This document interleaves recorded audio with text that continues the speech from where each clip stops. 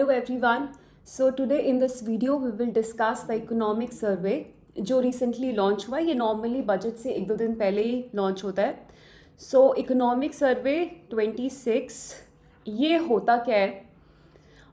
जैसे बजट हमें ये बताता है नेक्स्ट ईयर की प्रिडिक्शंस, प्लान गवर्नमेंट का क्या एस्टिमेट, वो कैसे स्पेंड करेंगे, कहाँ से रिसोर्सेज आएंगे. लाइक अगर इस ईयर में अभी आ रहा है तो वो फाइनेंशियल ईयर जैसे 26 to 27 के बारे में बताएगा. इकोनॉमिक सर्वे जो लास्ट फाइनेंशियल ईयर है अभी 2025-26 में हमारी इकोनॉमी कैसी रही उसके बारे में बताता है. तो ये सारे एस्पेक्ट्स हमारी इकोनॉमी के कवर करता है और ये बहुत न्यूज़ में भी है अभी. तो पॉसिबिलिटी है कि इंटरव्यू में कोई क्वेश्चन आपसे पूछा जा सकता है. ये प्रिपेयर कौन करता है? ये फाइनेंस मिनिस्ट्री के अंडर है डिपार्टमेंट ऑफ इकोनॉमिक अफेयर्स. तो वो इसको प्रिपेयर करता है under the guidance of chief economic adviser. तो अब इस ईयर के सर्वे में क्या इंपॉर्टेंट बातें कही गई हैं? फर्स्ट ऑफ ऑल इनिशियली हमें बताया गया कि Indian economy is doing really well, क्योंकि वर्ल्ड इकोनॉमी की जो कंडीशन है इस टाइम बहुत ख़राब है. उसके कंपैरिजन में इंडिया इतना अच्छा कर रही है. That's something really great. और आगे भी एक्सपेक्टेशन है कि वो अच्छा ही करेगी. And what are the challenges जो हमें बताए गए हैं कि वर्ल्ड इकोनॉमी में फ़िलहाल हैं. And these are like very recent and relevant challenges that can be asked in interview also. जैसे कि they are saying कि Indian economy is doing well despite of geopolitical conflicts. अब geopolitical conflicts like let's say Ukraine Russia का war जो चल रहा है, Russia Ukraine war, उससे इकोनॉमी में बड़ी दिक्कत आ रही है. फूड, फर्टिलाइजर्स, एनर्जी, ये सब कितने ज़्यादा इफेक्ट हो गए हैं एनर्जी में. फूड, फ्यूल, इस चीज़ में बहुत इशू आता है आपके बिजनेस पे. या फिर कुछ और ले लेते हैं, इज़राइल हमास वाला जो कॉन्फ्लिक्ट है. अब लेट्स से उस केस में अगर किसी को रेड सी जो उस एरिया के पास सी है उसमें से कोई शिपिंग करनी है तो उनकी इंश्योरेंस कॉस्ट बहुत बढ़ गई है. अब हमें लगता है कि यार ठीक है इज़राइल हमास में हो रहा है, हमें क्या फ़र्क पड़ता है. बट इन रियलिटी जो बिजनेसमैन है उनकी इंश्योरेंस कॉस्ट बढ़ जाती है, उस पर प्रीमियम ज़्यादा हो जाता है क्योंकि रिस्क बढ़ गया है. तो जो कंपनीज़ हैं वो प्रीमियम ज़्यादा लेंगी तो इंश्योरेंस कॉस्ट बढ़ गई, मतलब फ्रेट कॉस्ट बढ़ गई आपकी, तो मार्जिन्स कम हो जाते हैं. तो ये था कि कैसे कॉन्फ्लिक्ट से आपकी इकोनॉमी अफेक्ट हो रही है, but still India is doing well. फिर energy and finance weaponisation, this is a very good term जो इकोनॉमिक सर्वे में यूज़ की गई है. What is the meaning of this term energy and finance weaponisation? मतलब एनर्जी और finance ये एक वेपन की तरह यूज़ कर रही हैं कंट्रीज एक दूसरे के लिए. मतलब ये बेकार सिनेरियो हो गया है ग्लोबल इकोनॉमी का. जैसे एनर्जी को वेपनाइज करके का मतलब लेट्स से जैसे रशिया का जब रशिया यूक्रेन वाला कॉन्फ्लिक्ट था तो उस केस में क्या हो रहा है कि हो रहा था ना पहले यूरोपियन कंट्रीज़ जो हैं वो कह रहे नहीं, हम चाहे हाई कॉस्ट पे आप कहीं और से फ्यूल ले लेंगे पर रशिया से नहीं लेंगे ताकि रशिया को दिक्कत हो. मतलब हम इकोनॉमी नहीं देख रहे हैं इसमें कि कहाँ पे कॉस्ट कम है, कहाँ से हमें फ़ायदा है. हम देख रहे हैं कि भाई जियो पॉलिटिक्स है, वेपन की तरह यूज़ करेंगे कि रशिया से कोई ऑयल मत लो ताकि उसकी इकोनॉमी अफेक्ट हो जाए, उसको मजबूर किया जाए. तो उसको वेपन की तरह यूज़ कर रहे हैं एनर्जी को. या फिर कभी कभी होता है ना very famous cartel OPEC plus है. अब तो ओपेक प्लस जानबूझ के कई बार सप्लाई कम कर देता है ताकि प्राइसेस बढ़ जाएं. तो वो भी एक एनर्जी को वेपन की तरह यूज़ कर रहा है. फिर finance weaponisation like Russia Ukraine war में ही हुआ था ना कि रशियन अकाउंट्स जो हैं बहुत ज़्यादा एसेट्स उनके फ्रीज कर दिए गए थे कि ठीक है आपके एसेट्स है फ्रीज कर देते. फाइनेंस को हमने वेपन की तरह यूज़ किया. या फिर जैसे रशियन बैंक्स को स्विफ्ट वो होता है पूरा सिस्टम होता है कंट्री वाइड ग्लोबली. हम एक कंट्री से दूसरी कंट्री में जब पैसे भेजते हैं तो बैंक्स को इससे सारी इन्फॉर्मेशन मिलती है, पेमेंट सिस्टम का पार्ट होता है. तो उस रशियन बैंक्स को इससे आइसोलेट कर दिया था. तो ये है कैसे फाइनेंस को वेपन की तरह यूज़ किया गया. एक्सपोर्ट कंट्रोल ये रिसेंटली बहुत हो रहा है. जैसे कि यूएसए ने चाइना में जो एडवांस एआई चिप्स जा रही हैं वो उनका एक्सपोर्ट बैन कर दिया कि कहीं वो ना हमारी टेक्नोलॉजी का पता लगा ले उन चिप्स को देखकर. और ऐसे ही चाइना ने भी जो यूएसए में जर्मेनियम या गैलियम रॉ अर्थ, जो रॉ मटेरियल यूज़ होता है, रेयर अर्थ मिनरल्स, उन पे बैन लगाया कि वो लोग ना अपनी इंडस्ट्री में यूज़ करें। तो इस वजह से टेक्नोलॉजी पे जब एक्सपोर्ट्स पे बैन होगा तो इनोवेशन में दिक्कत आती है, and this affects economy also. तो उसके बाद भी ये दिक्कतें हैं जो वर्ल्ड में हो रही है, and India is still doing well. Free trade definitely there is lot of issues. हमें पता है यूएस से बार बार, अब तो खैर उसने कम करने की बात भी है, कम कर भी दिया है, और नहीं तो टैरिफ्स लग रहे हैं, सब लोग अपनी कंट्री का इंटरेस्ट पहले रख रहे हैं, they forgetting about the benefits of free trade. और WTO जो एक ऑर्गेनाइजेशन बनी थी फ्री ट्रेड प्रमोट करने के लिए, उसकी तो शायद कोई रेलेवेंस ही नहीं रह गई अब।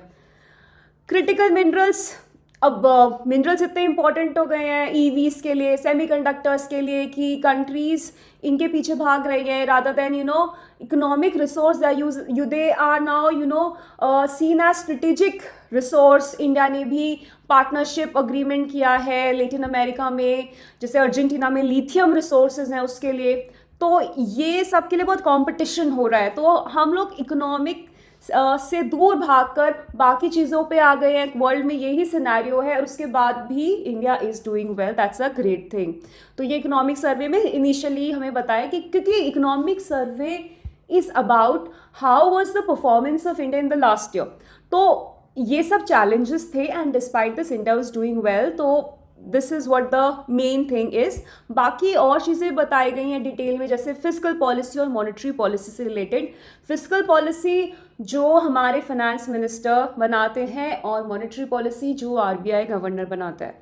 तो fiscal policy is related to taxes, subsidies, इनको चेंज करके वो कैसे लोगों के पास जो मनी है, उनके हैंड्स में मनी है, या मनी सप्लाई इकोनॉमी में कंट्रोल करते हैं। और मॉनेटरी पॉलिसी में basically interest rates, repo rate, reverse repo rate, इनके थ्रू हम मनी सप्लाई को कंट्रोल करते हैं। तो फिस्कल पॉलिसी में फर्स्ट ऑफ ऑल गवर्नमेंट अपनी ये दिखा रही है कि कैसे उन्होंने बहुत अच्छा फिस्कल प्रूडेंस मेंटेन किया है। मतलब फिस्कल डेफिसिट जो है, फिस्कल डेफिसिट मतलब गवर्नमेंट के जो एक्सपेंडिचर ज़्यादा होते हैं रेवेन्यू से, fiscal deficit shows the borings of the government, तो वो कम हो गया है। मतलब कोविड के टाइम पे तो बहुत ज़्यादा हो गया था, अराउंड 9.2% ऑफ GDP, अब कम हो गया है अराउंड 4.4, और आगे बजट में तो इसको और कम करने की बात की गई है। तो फिस्कल डेफिसिट कम हो गया है, रेवेन्यू डेफिसिट भी कम हो गया है, और इस वजह से हमारी कंट्री की क्रेडिट रेटिंग बढ़ गई है। After more than a decade हमारी क्रेडिट रेटिंग बढ़ा दी गई है सैंडर्स एंड पुअर्स ने और बाकी क्रेडिट रेटिंग एजेंसीज़ ने। So that's a big thing, हमारे लिए बहुत अच्छी बात है। और गवर्नमेंट के रेवेन्यू की बात करें, गवर्नमेंट के जो टैक्सेस की बात करें, तो उसमें भी काफ़ी इम्प्रूवमेंट है। लाइक जैसे डायरेक्ट टैक्सेस और इनडायरेक्ट टैक्सेस में क्या होता है, what is a direct tax and what is an indirect tax. Direct tax मतलब जो पैसा एक्चुअली में गवर्नमेंट को दे रहा है, the person who is paying to the government, जो गवर्नमेंट को टैक्स पे कर रहा है, और जिसका अमाउंट कम हो रहा है, दैट्स द सेम पर्सन। जैसे इनकम टैक्स में आप खुद गवर्नमेंट को टैक्स भरते हो और आपकी पॉकेट से ही पैसे जा रहे हैं, that's a direct tax. Indirect tax मतलब जो इंसान गवर्नमेंट को पैसे दे रहा है और जिसके अकाउंट में से पैसे कम हो रहे हैं, दे आर डिफरेंट पीपल। जैसे कि जीएसटी एक्चुअली सप्लायर गवर्नमेंट को दे रहा होगा, लेकिन वो उसको रिकवर करेगा आपसे by adding that amount in the cost of the product. तो पैसे अल्टीमेटली देने आपको ही पड़ेंगे, वो बस गवर्नमेंट को एक्चुअली में सबमिट सप्लायर कर रहा है। तो ये इनडायरेक्ट टैक्स है। तो डायरेक्ट टैक्स और इनडायरेक्ट टैक्स में एक इक्विटी के पर्सपेक्टिव से ये बात कही जाती है कि जो डायरेक्ट टैक्सेस होते हैं वो बेटर होते हैं to maintain equity in the country. जैसे डायरेक्ट टैक्स में क्या होता है, जो रिच होते हैं वो ज़्यादा टैक्स पे करते हैं, पुअर जो होते हैं वो तो टैक्स पे ही नहीं करते, मिडिल क्लास रिच से कम पे करते हैं। इसे कहते हैं प्रोग्रेसिव टैक्स सिस्टम। जो रिच है उस पर ज़्यादा परसेंट ऑफ टैक्स है, जो पुअर है उस पर कम परसेंट ऑफ टैक्स है, या जो ज़्यादा पुअर है उस पर कोई टैक्स ही नहीं है। तो ये एक सोसाइटी में इक्विटी मेंटेन करता है कि एक्चुअली में हम रिच से रिसोर्सेज लेके पुअर को दे रहे होते हैं, क्योंकि गवर्नमेंट पुअर को फिर सब्सिडीज दे देती है।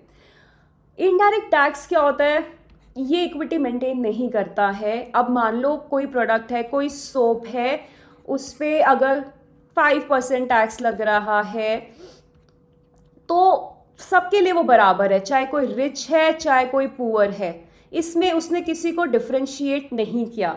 तो ये टैक्सेस जो होते हैं इतने इंक्लूसिव नहीं होते, ये टैक्सेस ज़्यादा इंक्लूसिव होते हैं। तो अल्टीमेटली गवर्नमेंट को कोशिश करनी चाहिए कि उनके जो रेवेन्यू वो डायरेक्ट टैक्सेस से ज़्यादा आ रहे हैं और इनडायरेक्ट टैक्सेस से कम आ रहे हैं। तो ये चीज़ इंडिया में अब हो रही है, धीरे धीरे डायरेक्ट टैक्स का जो शेयर है वो इम्प्रूव हो रहा है पहले से, और इनडायरेक्ट टैक्स का कम आ रहा है।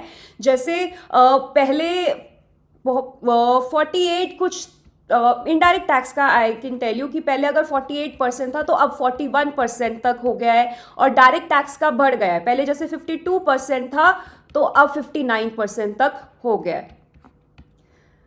तो ये एक पॉजिटिव चीज़ है जो इकोनॉमी में हो रही है, जो सर्वे में बता रहा है। Another thing is which is also very good term, एक टर्म जो आपसे पूछी जा सकती है, टैक्स बॉयंसी।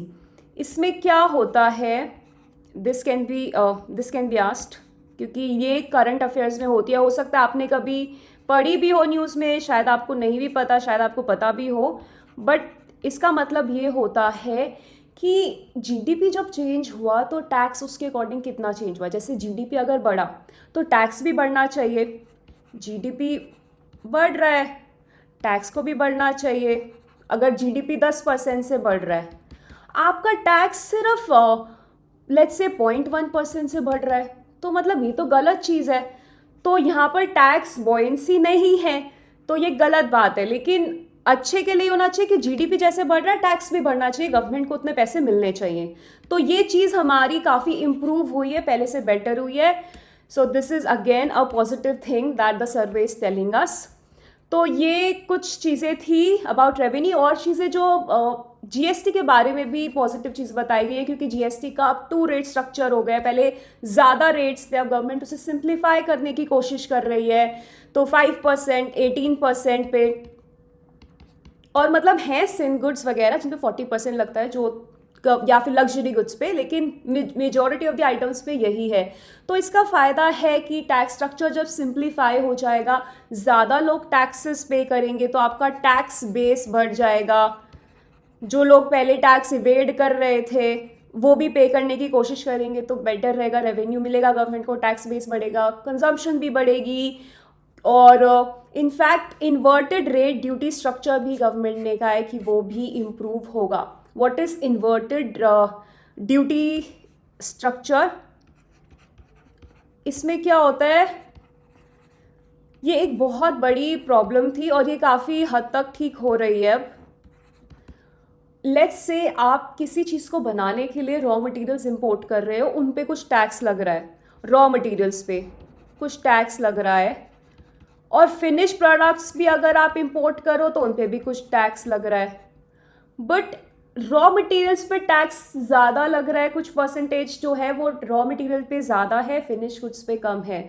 तो this is not good for economy, क्योंकि आपका मैन्युफैक्चर करने का इंसेंटिव चला जाता है। जब फिनिश गुड ले रहे हो उस पर सस्ता टैक्स, मतलब गवर्नमेंट प्रमोट करे कि भाई फिनिश गुड्स ही ले लो, रॉ मटेरियल लेके मैन्युफैक्चर करने की ज़रूरत नहीं है। तो ये इन्वर्टेड रेट स्ट्रक्चर हो जाता है, इन्वर्टेड ड्यूटी स्ट्रक्चर। तो कुछ हद तक ये भी इससे रिजॉल्व हो रहा है। So these are the things that the survey is telling us about the fiscal policy, which is definitely we are moving in the right direction. अब चलते हैं मॉनेटरी पॉलिसी पे। मॉनेटरी पॉलिसी में उन्होंने एक बात कही है सर्वे ने कि मॉनेटरी पॉलिसी का जो ट्रांसमिशन है वो काफ़ी अच्छा हो रहा है। इफेक्टिव ट्रांसमिशन, जो आप टर्म्स पढ़ते भी होंगे न्यूज़ में, इफेक्टिव ट्रांसमिशन, इसका मतलब क्या हो रहा है कि अगर आरबीआई इंटरेस्ट रेट्स कम करता है, अगर आरबीआई इंटरेस्ट रेट्स कम करता है तो बैंक्स भी उतना ही रेट कम कर रही है। नहीं तो कई बार क्या होता था, पहले स्पेशली ज़्यादा होता था ये कि आरबीआई ने तो कम कर दिए पर बैंक्स ने कम नहीं किए, तो अल्टीमेटली लोगों को तो उस रेट कट का फ़ायदा ही नहीं हुआ। तो मतलब जो पॉलिसी ट्रांसमिशन है वो बेकार था। अब इम्प्रूव हो रहा है क्योंकि आरबीआई करता है तो बैंक्स भी कर देते हैं। और ऐसा क्यों होता है, मतलब पहले क्यों नहीं करते थे बैंक्स, अब करने लगे, क्योंकि कुछ हद तक एनपीए की प्रॉब्लम ठीक हो रही है। एनपीएस काफ़ी कम हो गए हैं पहले से, पहले बहुत ज़्यादा एनपीए थे, अब एनपीए काफ़ी कम हो गए हैं। इस वजह से बैंक्स भी पॉलिसी ट्रांसमिशन बेटर कर पा रहे हैं। अगर आरबीआई कट करता है रेट तो वो भी कर देते हैं, तो एनपीएस कम हो गए और कंपटीशन भी अच्छा है। अगर कंपटीशन कम हो ना, तब भी बैंक्स को लगता है कि अरे ज़्यादा बैंक्स तो है ही नहीं, हम रेट कट नहीं भी करेंगे तब भी लोग हमसे ही लोन लेंगे। लेकिन जब बैंक ज़्यादा है तो लोगों को ये ध्यान, बैंक्स को ये ध्यान रखना पड़ता है। तो कंपटीशन भी high, which is good for economy, तो इफेक्टिव मॉनेटरी पॉलिसी का ट्रांसमिशन हो रहा है। अब इन्फ्लेशन की बात करते हैं। तो इन्फ्लेशन के बारे में सर्वे ये कह रहा है कि इन्फ्लेशन बहुत कम हुई है। In fact April to December average 1.7%, which is like बहुत कम है। कह रहे थे कि सीपीआई में मतलब वन ऑफ द लोएस्ट जो उन्होंने देखी है वो है, काफ़ी कम इन्फ्लेशन रही है। और मेनली वो फूड इन्फ्लेशन कम होने की वजह से हुई है कि इस बार फूड के प्राइसेस काफ़ी कम रहे हैं, इस वजह से इन्फ्लेशन कम रही है। हेडलाइन इन्फ्लेशन, कोर इन्फ्लेशन की उन्होंने बात की है। हेडलाइन और कोर इन्फ्लेशन अगर कोई पूछ ले इंटरव्यू में तो क्या होता है, हेडलाइन जैसे जो हेडलाइंस बनाती है ज़्यादा फ्लक्चुएट होती है, तो हेडलाइन इन्फ्लेशन में हम फूड एंड फ्यूल की इन्फ्लेशन भी इंक्लूड करते हैं। कोर इन्फ्लेशन में हम उसे इंक्लूड नहीं करते, तो इसलिए हेडलाइन ज़्यादा फ्लक्चुएट होती है, कोर इतनी फ्लक्चुएट नहीं होती है। तो ये थी इन्फ्लेशन के बारे में बात जो कर रहे हैं कि बहुत कम हो गई है। लेकिन हाँ, एक और पॉइंट जो सर्वे में मेंशन है वो ये है कि कम होने के पीछे बेस इफेक्ट का भी हाथ है। बेस इफेक्ट मतलब see inflation is like index number, तो वो परसेंटेज चेंज हम देखते हैं, परसेंटेज के बेसिस पे होता है। तो अगर जो बेस है जिससे कंपैरिजन हो रहा है प्रेजेंट का, क्योंकि हम कंपेयर करते हैं ये वाले पीरियड में कितनी इन्फ्लेशन थी, ये वाले में कितनी थी, फिर परसेंटेज से हम बताते हैं। अगर जिस बेस पे हम वो कंपैरिजन कर रहे हैं वो बेस कई बार बहुत ज़्यादा होता है या कई बार बहुत कम होता है, तो वो परसेंटेज को बहुत अलग व्यू देता है, इसलिए कहते हैं बेस इफेक्ट। मान लो जैसे कोविड के टाइम पे क्या हुआ था, जीडीपी बहुत कम हो गया था कोविड के टाइम पे। तो जब बाद में ग्रोथ हुई तो वो बहुत ज़्यादा देखी, क्योंकि बेस इफेक्ट की वजह से, क्योंकि उस टाइम बहुत कम ग्रोथ चलती है। ऐसे इन्फ्लेशन में भी होता है, कभी पहले वाले इसी पीरियड में इन्फ्लेशन ज़्यादा होगी, तो जब इस पीरियड की निकाली तो उस कंपैरिजन में बहुत कम लग रही थी। तो एक वजह ये भी है कि क्यों इतनी कम इन्फ्लेशन है, बेस इफेक्ट। और एक और टर्म मेंशन है, मोमेंटम इफेक्ट। तो मोमेंटम इफेक्ट में क्या होता है, मोमेंटम इफेक्ट में कि क्योंकि इन्फ्लेशन है तो वो एक स्पाइरल की तरह चल रही है। क्योंकि इन्फ्लेशन थी तो बिजनेसमैन वेजेस ज़्यादा देने लग गए, तो वेजेस ज़्यादा देने लगे तो वो डिमांड भी बढ़ गई, तो इन्फ्लेशन वहाँ से भी ज़्यादा हो रही है। वेजेस ज़्यादा दे रहे हैं तो कॉस्ट ऑफ प्रोडक्ट भी बढ़ गया है, और लोग भी एक्सपेक्ट करने लगे कि इन्फ्लेशन बढ़ रही है और बढ़ती रहेगी, वो भी उस टाइम ज़्यादा खरीदने लग गए अभी के प्राइसेस पे, तो अगेन डिमांड ज़्यादा होने से इन्फ्लेशन हो गई। तो क्योंकि इन्फ्लेशन बढ़ रही है इसलिए और इन्फ्लेशन बढ़ रही है, that's momentum effect. But base effect ज़्यादा कॉमनली आपको न्यूज़ में दिखेगा। तो ये था इन्फ्लेशन के बारे में। एक्सटर्नल सेक्टर के बारे में सर्वे क्या कह रहा है कि yes India is doing well और हमारा current account deficit comfortable level पे है। What is current account deficit, कि भाई गुड्स एंड सर्विसेज का जो इंपोर्ट और एक्सपोर्ट करते हैं, अगर हमारे एक्सपोर्ट ज़्यादा होते हैं इंपोर्ट से तो सरप्लस होता है। If your exports are more than imports तो वो सरप्लस होता है, अगर इम्पोर्ट ज़्यादा होते हैं एक्सपोर्ट से तो डेफिसिट होता है। तो हमारा करंट अकाउंट डेफिसिट है बट थोड़ा कंफर्टेबल, ऐसे बहुत ख़राब नहीं है। और एक चीज़ आपको ध्यान रखनी चाहिए कि हमारे केस में गुड्स में ज़्यादातर हमारा डेफिसिट रहता है, सर्विसेज में हमारा ज़्यादा सरप्लस रहता है। सर्विसेज में, एक्सपोर्ट और सर्विसेज में हम ज़्यादा अच्छे हैं, आपको अपनी कंट्री का स्टेटस पता होना चाहिए। फिर यस, ग्रीनफील्ड डिजिटल इन्वेस्टमेंट के बारे में सर्वे कह रहा है कि मेजर इकोनॉमीज़ में हम टॉप पे हैं जिसको ग्रीनफील्ड डिजिटल इन्वेस्टमेंट मिली है। एक तो ग्रीनफील्ड इन्वेस्टमेंट और ब्राउनफील्ड इन्वेस्टमेंट क्या होता है, मे बी कोई पूछ ले इंटरव्यू में। ग्रीनफील्ड लाइक जैसे होता है ना, ग्रीन फ्रेश होता है, ब्राउन थोड़ा जैसे लीव्स होती हैं, ग्रीन फ्रेश न्यू लीव्स होती हैं, ब्राउन ओल्ड लीव्स हो जाती हैं। तो ग्रीन मतलब जब कोई इन्वेस्टमेंट स्क्रैच से मिलती है, बिल्कुल शुरुआत से, और ब्राउन फील्ड जब पहले से ही कुछ होती है उसी में थोड़ी अपडेशन कर दी, कहीं से कुछ एक्वायर कर लिया, कुछ लीज पे ले लिया, तो वो होती है brown field. Green field digital investment मतलब बिल्कुल फ्रेश एफडीआईस, बिल्कुल स्क्रैच से, उसमें इंडिया टॉप पे है। That's a very good thing कि हम इतने अट्रैक्टिव हो गए हैं world wide for digital investment. और एक्सटर्नल सेक्टर के लिए फिर वो एफटीएस की बात करता है, और रिसेंटली हमने ईयू के साथ एक एफटीए फाइनल भी किया है again, which will have a major impact on our economy, तो वो भी बहुत इंपॉर्टेंट रहेगा। अब वो हम कुछ साल बाद देखेंगे कि वो पॉजिटिव निकलता है, नेगेटिव निकलता है। तो एक्सटर्नल सेक्टर के बारे में मेनली यही बातें थी। और भी सेक्टर्स के बारे में जो सर्वे है वो बात करता है, एग्रीकल्चर सेक्टर में, मैन्युफैक्चरिंग सेक्टर, सर्विस सेक्टर, सब के बारे में वो मेनली यही बात कर रहा है कि पहले से हम ज़्यादा अच्छा कर रहे हैं, तीनों में प्रोडक्शन बढ़ रही है, तीनों में जो जीडीपी अच्छा कंट्रीब्यूट कर रहे हैं, एम्प्लॉयमेंट भी बढ़ रही है, अच्छा सब चल रहा है।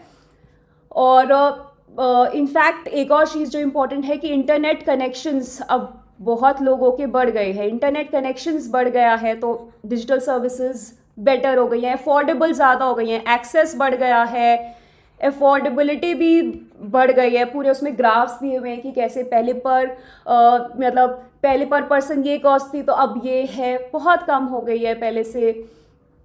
तो इंटरनेट में ये बेनिफिट्स हैं। Then they are also telling you कि insurance which is again service, तो इंश्योरेंस भी काफ़ी बेटर हो गया। लाइफ इंश्योरेंस जो लोगों की कवरेज थी, जितने लोग उसमें आते थे, वो इंश्योरेंस भी बढ़ गया। तो insurance services are also doing well and it's very important.